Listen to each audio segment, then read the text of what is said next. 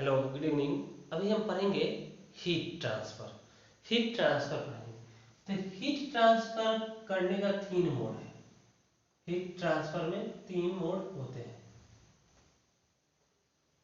पहला होता है कंडक्शन, दूसरा होता है convection,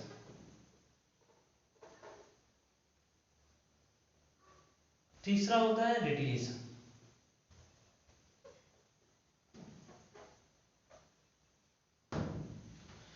conduction, convection, radiation. Conduction में क्या होता है कि जब heat transfer by touching body, touching body मतलब हीट ट्रांसफर किसी कंडक्टर में, मतलब सॉलिड में जो होता है, आयरन की रॉड में, किसी भी कंडक्टर सॉलिड में जो हीट का ट्रांसफर, हीट ट्रांसफर का मोड है उसे क्या बोलते हैं, कंडक्टर। कन्वेक्शन जनरली लिक्विड में होता है। लिक्विड में क्या होता है, कन्वेक्शन होता है। ओके।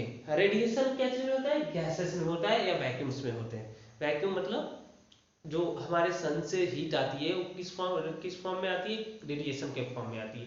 जो हम पानी को बॉयल करते हैं तो उसमें हीट ट्रांसफर कैसे होती है, कन्वेक्शन के थ्रू होते हैं। उस प्रोसेस को क्या बोलते हैं, कन्वेक्शन प्रोसेस। जो हम सॉलिड को हीट करते हैं उस प्रोसेस को क्या बोलते हैं, रेडिएशन। तो कंडक्शन यानी कि सॉलिड में, एक लिक्विड में, एक गैसेस में भी हो सकता है और वैक्यूम में भी हो सकता है। ओके। ये प्रोसेस होती है वेरी स्लो प्रोसेस होती है। कंडक्शन क्या होती है, वेरी स्लो प्रोसेस होती है। कन्वेक्शन में क्या होती है, थोड़ा सा फास्ट होती है। सॉलिड कंडक्शन के से कंपेयर करें तो फास्ट होते हैं। और ये क्या होती है, फास्टेस्ट होती है। ये क्या होती है, fastest mode of heat transfer है रेडिएशन। अब यहां तक हो गया। तो अब देखिए हमें अभी पढ़ना है कंडक्शन। कन्वेक्शन और रेडिएशन हम फर्दर के क्लासेस में देखेंगे। तो अभी हम क्या पढ़ेंगे, कंडक्शन। तो अपना सब कोई टॉपिक लिखेगा कंडक्शन, इसे आप नोट डाउन कर लीजिए, ऐसी तो जरूरत नहीं है। डिफिनेशन आपसे कभी नहीं पूछता है, जेई नीट और कोई भी इंजीनियरिंग एग्जाम में आपसे डिफिनेशन नहीं मिलेगा। कंडक्शन होता है, कंडक्शन में होता क्या है, हीट ट्रांसफर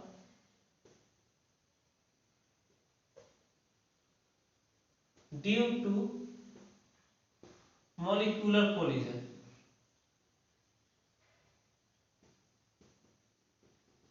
मॉलिक्यूलर कोलिजन के कारण जो हीट का ट्रांसफर होता है उसे क्या बोलते हैं, कंडक्शन। अब देखिए कोई भी कंडक्टर मान लेते हैं, कोई भी कंडक्टर हो, सब कोई जानता है कंडक्टर क्या चीज से, कोई भी मेटल क्या चीज से बना होता है, एटम से, मॉलिक्यूल से।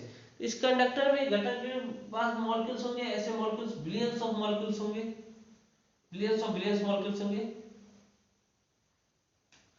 अब देखिए इसमें क्या हुआ, हम इसको हीट दिए, तो हीट इसको देने के बाद इसका टेम्परेचर क्या होगा, इंक्रीज होगा। अगर इसका टेम्परेचर इंक्रीज हुआ तो इसका जो मॉलिक्यूल्स होते हैं, मॉलिक्यूल्स के बीच में जो रैंडम मोशन हुआ वो और इंक्रीज होगा, उसका थर्मल एनर्जी इंक्रीज हो जाएगा। कंडक्टर के थर्मल एनर्जी इंक्रीज होने के कारण उसके बाद जो मॉलिक्यूल्स एक मिनट सॉरी सॉरी फॉर इनकॉन्वीनियंस, थोड़ा सा वर्क आ गया। तो हम क्या थे कंडक्शन में, कंडक्टर में अगर हीट दिए तो उसका टेम्परेचर इंक्रीज हो। टेम्परेचर इंक्रीज होने के कारण जो उसके मॉलिक्यूल्स के जो मोशन है वो इंक्रीज होगा। मॉलिक्यूल्स के मोशन इंक्रीज होने के कारण मॉलिक्यूलर कोलिजन इंक्रीज हो जाएगा। इसके मॉलिक्यूलर कोलिजन क्या हो जाएगा,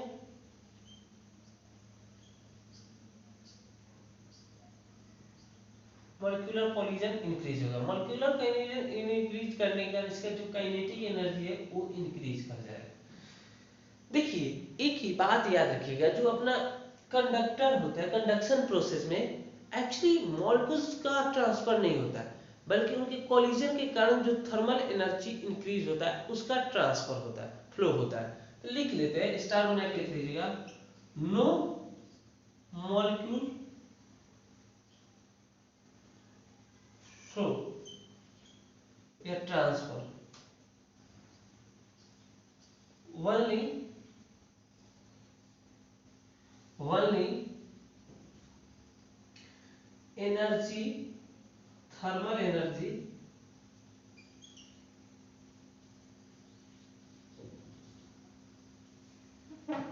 ट्रांसफर टेक प्लेस। और ये कब तक होगा? जब तक इस एंड का और इस एंड का टेम्परेचर क्या हो जाए, सेम ना हो जाए। देखिए एक्चुअली कंडक्टर में हीट फ्लो क्यों होता है?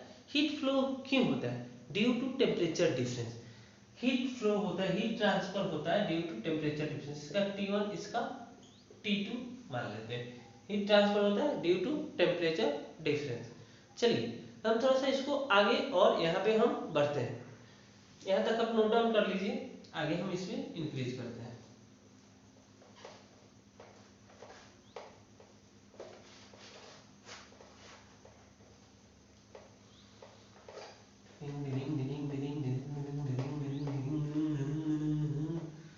अब हमें पता करना है इस कंडक्टर से हीट फ्लो हुआ तो कितना फ्लो करेगा।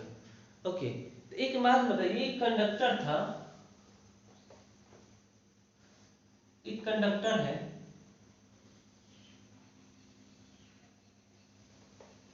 यार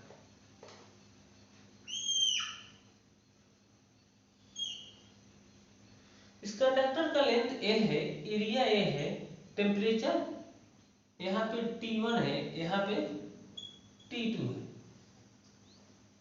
ओके, लेंथ L है, एरिया A है, टेम्परेचर T है। इसमें हम लोग T टाइम के लिए हीट सप्लाई किए, हीट सप्लाई किए। तो हम जानते हैं जितना ज्यादा एरिया उतना ज्यादा हमें क्या देना पड़ेगा, हीट देने पड़ेगा। तो Q जो होगा अपना डायरेक्टली प्रोपोर्शनल टू A होगा। उसके बाद जितना ज्यादा टेम्परेचर का डिफरेंस उतना ज्यादा हमें हीट देना पड़ेगा।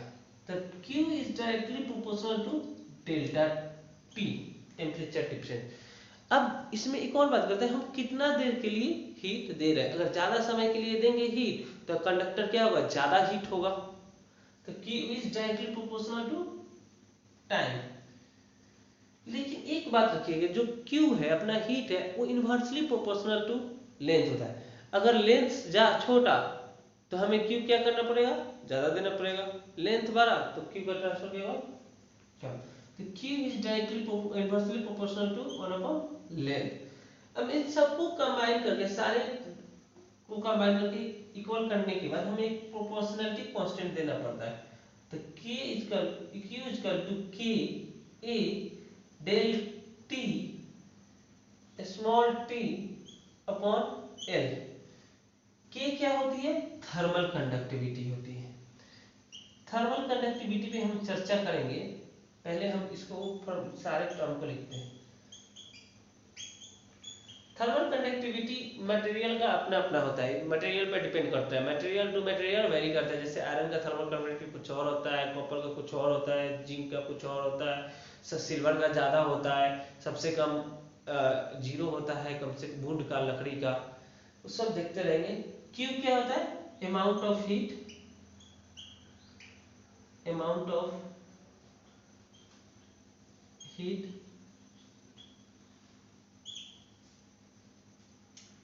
Given to conductor. कितना हीट हम कंडक्टर को दे रहे हैं या कितना फ्लो कर रहे हैं। ये क्या होता है, एरिया ऑफ कंडक्टर होता है। डेल टी क्या होता है, टेम्परेचर डिफरेंस होता है।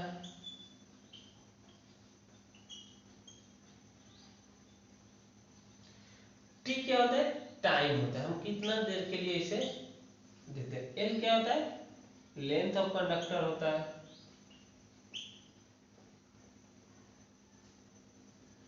आप नोट डाउन कीजिएगा।